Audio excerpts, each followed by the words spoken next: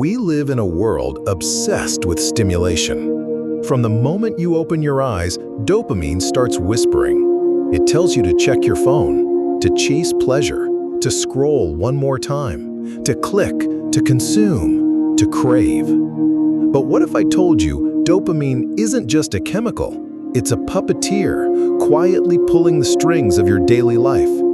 This is the story of how dopamine shapes your thoughts, your decisions, your addictions, and how it may be the reason you're not truly free. Welcome to Mr. Mask. Let's unmask the mind. The invisible wire. Dopamine isn't the feeling of pleasure itself, it's the anticipation of it.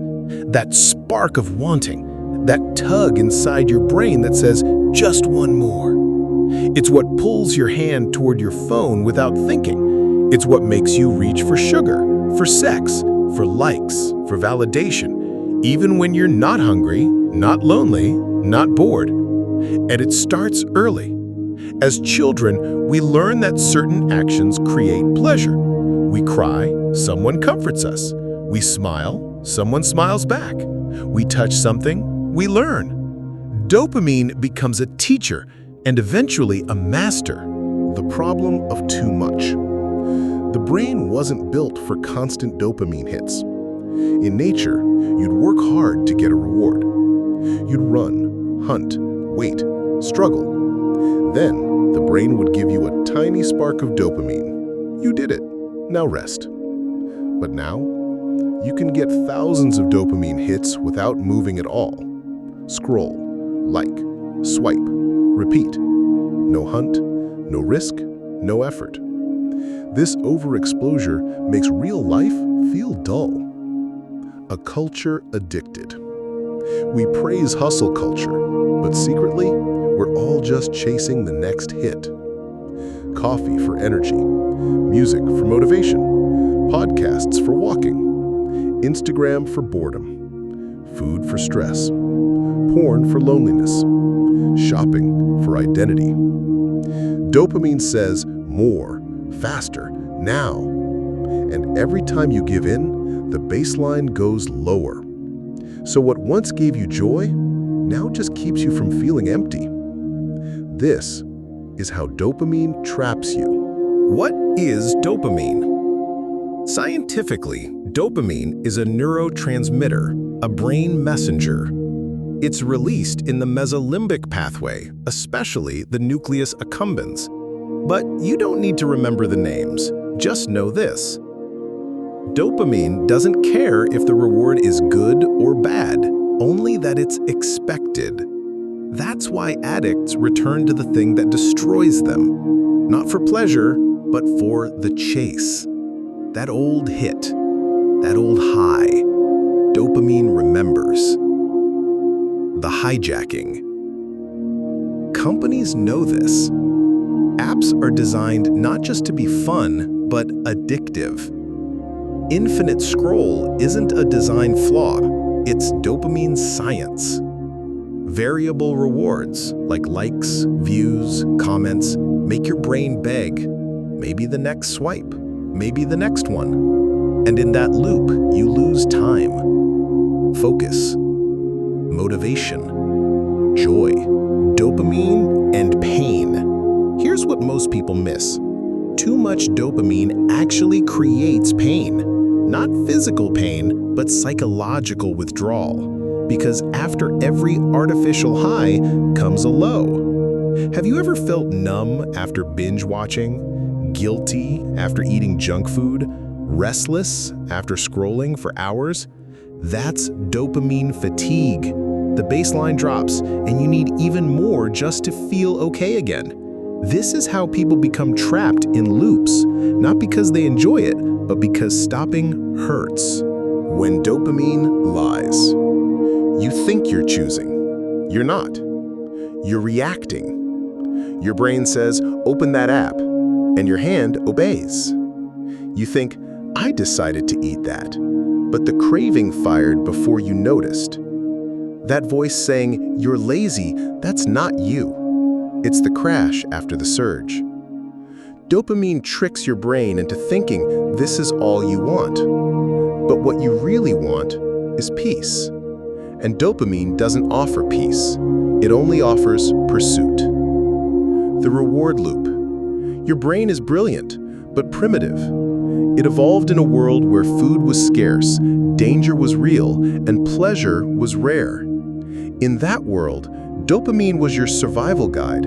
It helped you remember, do that again, it felt good. But now, in the modern world, dopamine is being abused. You're stuck in a reward loop that never satisfies. Watch a funny reel, feel a rush. Next reel, not as funny. Next. Still chasing. This is called dopamine tolerance, and it's why more is never enough. What you lose when you chase too much. Every dopamine spike comes at a cost. You lose presence. You lose patience.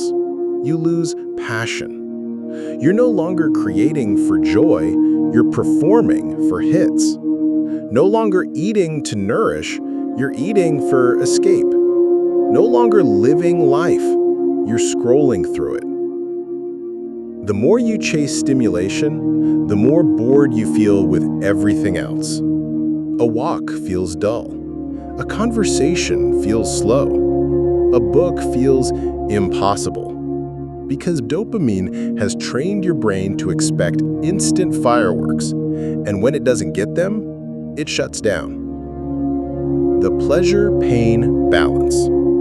Dr. Anna Lemke calls this the pleasure-pain seesaw. It's simple, but powerful. Every time you push the seesaw hard toward pleasure, it eventually swings back toward pain. Example? Binge watch a show for 8 hours.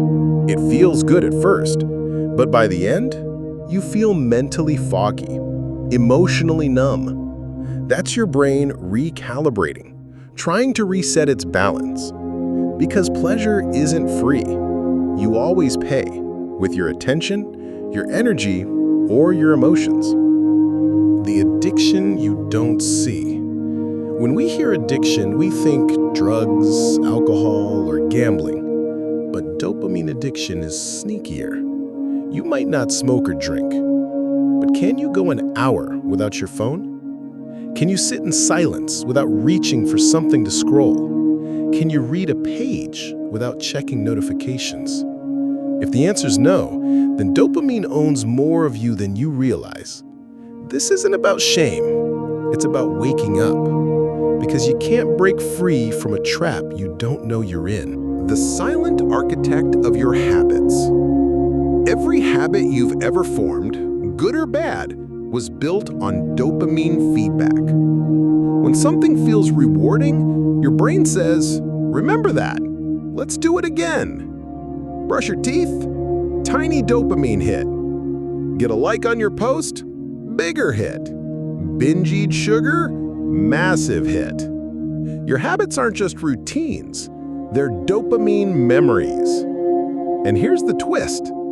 Your brain doesn't care if the habit is helpful or harmful. It only cares if it felt good at the time. That's why it's so hard to change. You're not fighting the habit. You're fighting a chemical reward pattern. Social media, dopamine's playground. Social media platforms are not just apps. They are engineered dopamine delivery machines. Likes, comments, followers, reels, these are all slot machines for your brain. Each scroll gives you a little hope. Maybe this next post will make me feel better. You keep pulling the lever. Swipe, refresh, scroll, because your brain is hooked on the possibility of reward, not the reward itself. That's why you can scroll for 2 hours and still feel empty. The comparison trap doesn't just seek pleasure, it also feeds on status. When you see someone richer, hotter, happier, your brain instantly compares. That comparison triggers a dopamine drop, a crash. You feel inferior, inadequate, less than. And guess what you do next? You scroll more to find someone doing worse, to find something to distract the sting. This is how platforms keep you trapped, make you feel bad so you chase feeling better on the same app. It's emotional manipulation disguised as entertainment. Why everything feels meh? Ever wonder why nothing feels exciting anymore? Your favorite food? Meh. A movie you used to love? Meh. Even hanging out with friends? Meh. This isn't a personality problem. It's a dopamine saturation problem. You flooded your brain with so many artificial highs that normal life, subtle, slow, real, feels boring. It's like eating cake every day for a year. Eventually, strawberries taste like cardboard. Deep dopamine versus cheap dopamine. There are two types of dopamine. Cheap dopamine. Fast, easy, empty.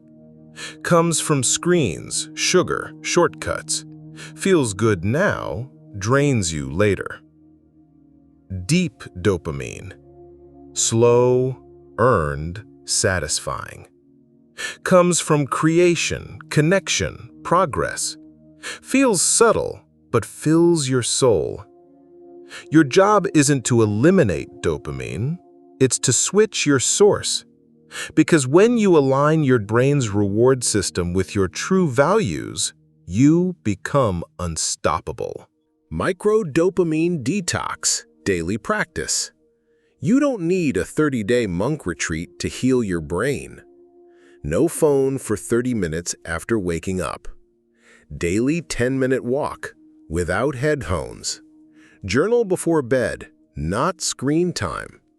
1 meal a day in complete silence. Do one boring thing fully present. These micro-habits sound simple, but they rebuild your baseline. They help your brain remember, oh, this is what real life feels like. Maybe your brain's reward system has been hijacked by marketing, by screens, by a world that profits from your distraction. But here's the truth. The same dopamine that kept you chasing can also guide you home. It's not about quitting life. It's about reclaiming the steering wheel. You don't need to numb your mind to survive. You need to retrain it to feel again. This isn't a fight against dopamine.